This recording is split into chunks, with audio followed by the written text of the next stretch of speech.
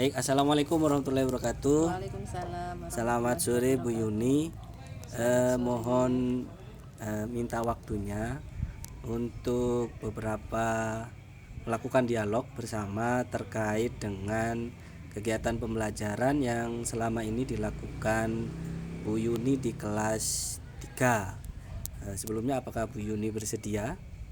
Insya Allah bersedia. Insya Allah. Baik, terima kasih. Ada 3 pertanyaan Bu Yuni. Nanti Bu Yuni bisa menjawab dengan situasi dan kondisi sebenarnya saat di kelas. Yang pertama, bagaimana Bu Yuni selaku wali kelas 3 melakukan pembelajaran selama ini, mulai dari rencana pembelajaran atau RPP, metode belajar yang digunakan, media dan sumber belajar yang digunakan, serta alat penilaian yang dipakai. Silakan Bu Yuni bisa dijelaskan. Baik Pak Rudi, saya akan menjawab sesuai dengan kenyataan yang ada. Ya, Ya Pak ya. Oke.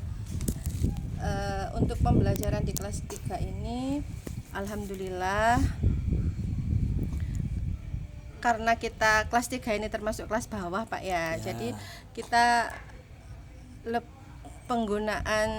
terkait penggunaan metode belajar dan media belajar ini memang harus bervariatif, seperti itu, harus variatif ya. Metodenya harus menyenangkan dan medianya harus betul-betul media konkret karena memang masih kelas bawah, seperti itu Pak.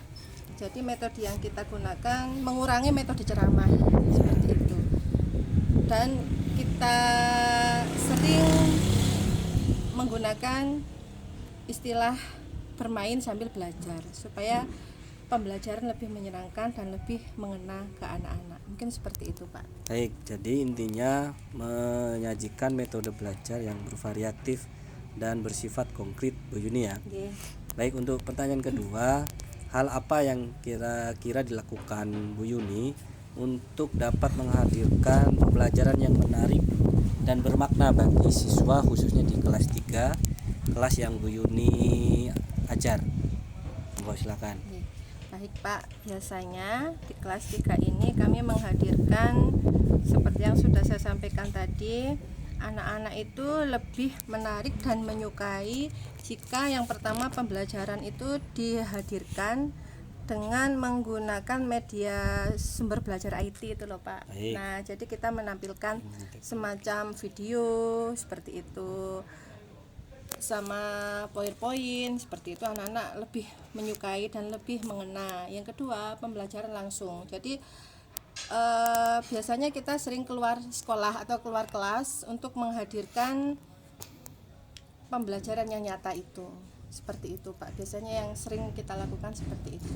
Baik, dengan hal seperti itu berarti anak-anak akan lebih menarik Bu ya, dan pembelajaran yang dihasilkan anak-anak juga lebih bermakna ya. Insya Allah seperti itu. Kemudian yang ketiga, kira-kira motivasi apa yang membuat Bu Yuni ingin selalu memperbaiki dan mengembangkan kemampuan sebagai seorang guru dalam menghadirkan pembelajaran? Boleh motivasi diri dari diri sendiri atau bahkan motivasi dari luar. Monggo bisa dijawab mungkin Bu Yuni. Oke. Mungkin yang masih banyak hal Pak yang harus kita perbaiki, terutama dalam penyajian metode dan media, mungkin itu. Jadi harus lebih variatif lagi dalam menyajikan media ke anak-anak, mungkin itu Pak, terkait itu. Sama administrasi mungkin ya, perapian dalam perencanaan pembelajaran, seperti itu. Jadi hal itu yang membuat memotivasi Bu Yuni ya untuk senantiasa memperbaiki. Betul. Baik, terima kasih Bu Yuni, mungkin itu saja untuk dialog kali ini. Terima kasih atas waktunya.